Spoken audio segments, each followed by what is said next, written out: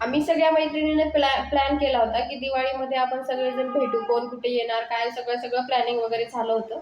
तसं तर हा प्लॅन आमचा गेल्या 1 वर्षापासून होतोय, गेलेल्या दिवाळीपासून ते या दिवाळीपर्यंत, की मग कसं तरी ठरलं की आपण एका ठिकाणी भेटूया. पण झालं असं की मी अगोदर गेले, माझी एक मैत्रीण होती ती नंतर आली, तिची माझी काही भेट नाही झाली आणि त्याच्यानंतरची तर दिवाळी झाल्यावर आली.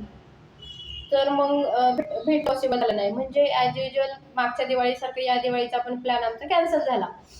पण कसं असतं ना, एकदा लग्न झाल्यानंतर कितीही प्लॅनिंग केलं तरी आपण भेटू नाही शकत. आणि याच मैत्रिणी म्हणजे मला अंगणवाडीपासूनच्या सोबतच्या मैत्रिणी आहेत आणि आता भेटण्यासाठी आम्ही तरसतोय, पण आम्ही भेटू शकत नाही. किती प्लॅन करतोय, घरी जायचा प्लॅन करतोय, सुट्टीचा प्लॅन करतोय, पण भेटणं काय अँड इन द मोमेंट आमचा प्लॅन कॅन्सल होतो किंवा भेटणं पॉसिबलच होत नाही.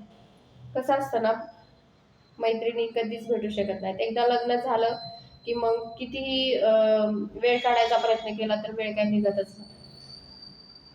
असंच होतं का? प्लॅन करता आणि मग भेटणंच होत नाही?